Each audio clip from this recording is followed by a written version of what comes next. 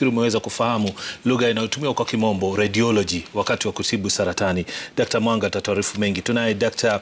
Noel Orata, mwenyekiti wa wauguzi kuhusiana na saratani ambao wanahusika katika masuala ya upasuaji, kuweza kutambua chembe za saratani ni aina gani, umefikia kiwango gani cha saratani na namna hiyo.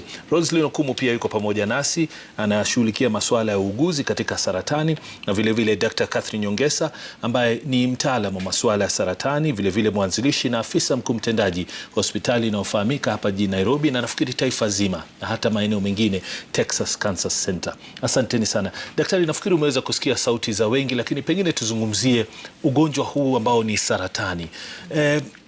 Wengi wanahofia sana kwa sababu ya jinsi maumbile ya mtu yanavyobadilika punde tu ugonjwa huu unaposambaa kwenye mwili. Kwa mfano, unakuta mtu anaanza kuwa na vidonda, anaanza kuwa na uvimbe. Je, hii ndio imepelekea watu kuogopa sana ugonjwa huu? Ikifika mtu kuambiwa na saratani, anahisi kwamba ndio mwisho wa maisha yake. Na pili, kitu gani ambacho kinasababisha uvimbe wa aina hii kutokea katika mwili wa mtu, kinyume na magonjwa mengine? Saratani ikianza mwanzo haina dalili zozote, na ikizidi inakuwa na multiple symptoms. Inaweza kuwa sio tu dalili aina moja, zinaweza kuwa kadhaa, na kuna warning signs huwa zinakuja katika mwili ya binadamu ya kwamba unaweza kuwa na saratani. Mojawapo ni uvimbe, na hiyo uvimbe isipotibiwa kwa dharura inaweza pasuka ikaleta kidonda, na hiyo kidonda inaweza kuleta maumivu au hata kuvuja na damu. Pia unaweza kuwa unapoteza ratili za mwili tu bila hata ujenda exercise, lakini unaona kilo zako zinapunguka. Ukuwe mdhaifu, mwili hauna nguvu, ama pia inategemea na ni sehemu gani hiyo saratani ipo. Kwa mfano, tukiangazia zile saratani mingi sana katika nchi yetu, tunaona ya kwamba kuna saratani ya matiti. Sasa mama anaweza hisi uvimbe ndani ya titi. Tukifika cervical cancer, wanakuwa na uchafu inatoka kwa sehemu ya uzazi, au wapate maumivu wakati wanafanya mapenzi na mpenzi wake. Tukiangazia wanaume, prostate cancer ama saratani ya kibofu, wanapata shida na mkojo. Mkojo inaweza fungana ama ikatike, ama washinde tu hata kwenda haja, ama wanaenda haja mara mingi. Na pia watoto wanapata saratani, na kwa watoto sana tunapata blood cancer.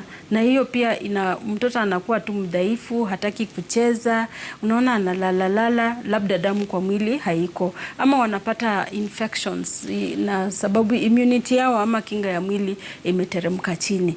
Na ndio unaona watu wengi wanaenda hospitali kama labda kuchelewa, ama wanafikiri ni magonjwa zingine. Na pia saratani iko na stigma, watu wanaogopa.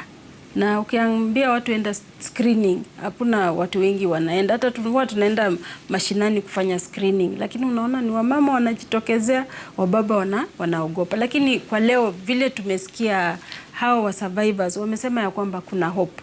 Hata kama saratani yako iko stage 1, ya 2, ya 4, bado kuna hope ya kwamba unaweza tibiwa na ukapata nafuu. Na ukitibiwa unaweza ishi na saratani kama magonjwa zingine kama blood pressure, diabetes, ila tu unaendelea na dawa yako ili uendeleze maisha. Asante daktari. Rosalind, let me come to you, because we just heard Dr. Catherine talk about how some of these cancers present and the symptoms that are attached to them. But, you know, when we're talking about some of the more common cancers, especially among women, which is breast and cervical cancer, why are these the most common among women? And we'll also go to men as well, but let's start with the women. Thank you, Victoria. So the common cancers, as we know, we have multiple risk factors. So these multiple risk factors, depending with how much exposure is likely to be. For example, cervical cancer. We all know that the cause is likely to be a viral HPV virus. And so this one, people get exposed to without knowing. For example, a spouse can be a carrier of for the HPV virus, and he can spread it to many women, of course, depending on the kind of lifestyle he chooses to lead. So if the HPV is not detected early, which can be done through screening, then definitely it will cause changes in the cells of the cervix, and then it will progress over and over into cervical cancer. So the good news is that in each stage there's something that can be done. Like in early stage, you can be able to even do the HPV DNA test and be able to detect that you have this problem and handle it at that level. Or if the changes in the cells along the cervix are happening, and that is why you advocate for screening with the tests that are usually done, like the VI-VILI, then they'll be able to notice and even be able to treat along through and even to the end of the treatment.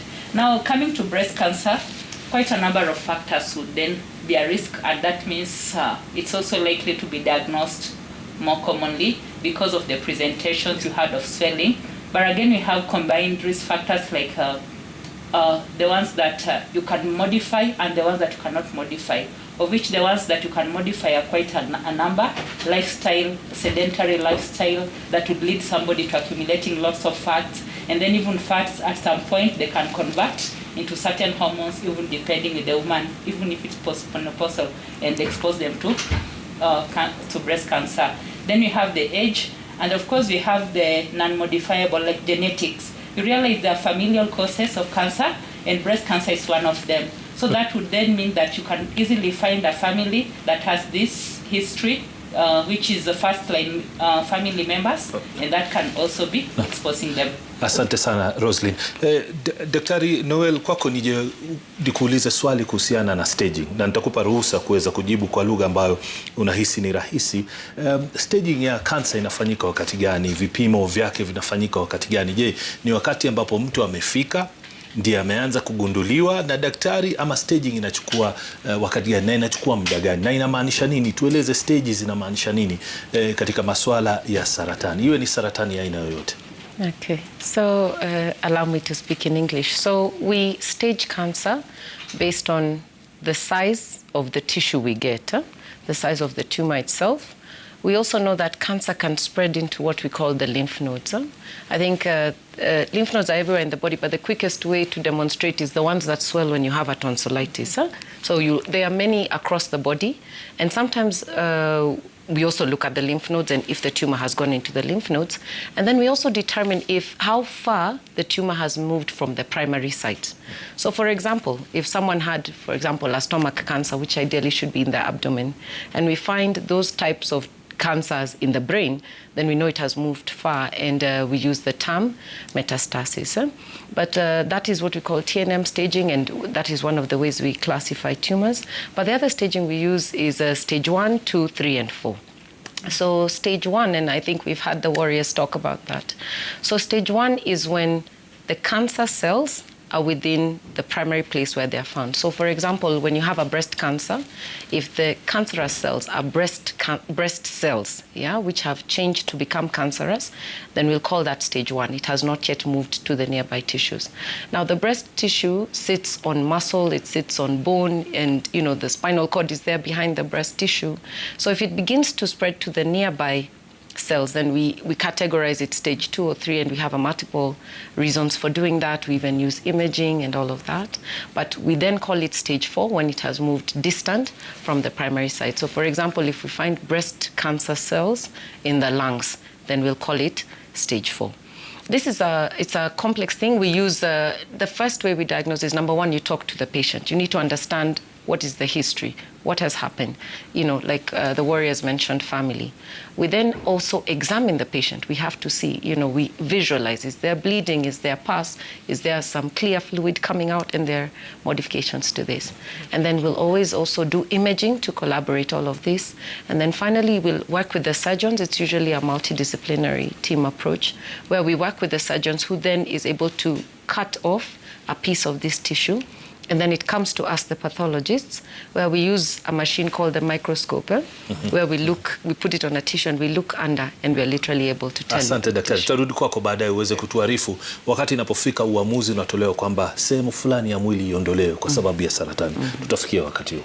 Certainly, Dr. Gladys, let me come to you, because we've heard different causes of cancer. We've heard some genetic, hormonal, lifestyle, and the question is, what is the real cause of cancer? And if you can link your answer to also the question on causes of the most common cancers in men, which is the esophagus and, of course, prostate. The real cause of cancer is actually not known, right? because people's bodies behave differently. And like if we take, let me talk about lung cancer. I think there was a gentleman who talked about that their father smoked for long, but they never got lung cancer. But there could be other reasons why he may not have gotten lung cancer despite of that long period of exposure. Some things can actually prevent somebody from getting lung cancer. One can be the diet. If somebody takes a high vitamin C, has been known to be sort of protective, and one does not get any lung cancer that way. So like for prostate, again, a lot of it tends to be familial. It tends to have a genetic cause. And the genetic cause will be at the DNA level. So what are the causes? What could cause these changes within the DNA level? Somebody could be born like that. Sometimes it could be exposures to maybe a lot of radiation. We do get radiation from around us, from the sun, sometimes from even the examinations we go. And one of the things we try to restrict is exposing our children to a lot of radiation, like especially like CT scans. That can give a lot of radiation to the child. So we try to reduce that amount of radiation to the child so that the time interval whereby they can have that cancer, which is usually 20 to 30 years, may now express itself in that child's lifetime. So those are some of the things that could actually cause it. But people behave differently. And another thing we have to admit is somebody having a very positive attitude, so that even when there's cancer and they are willing and they're planning to fight it, they're more likely actually to be a survivor than one who gives up very easily. So there are very many factors that can determine how the course of that cancer will go. Asante sana Daktari Gladys. Kwa hivi sasa tunaelekea katika studio nyingine tuweze kusikia sauti kutoka kwa serikali. Tuungane naye Christine pamoja na Sam Gituko. Right, thank you so much Nimrod and Vicky. And here in studio we have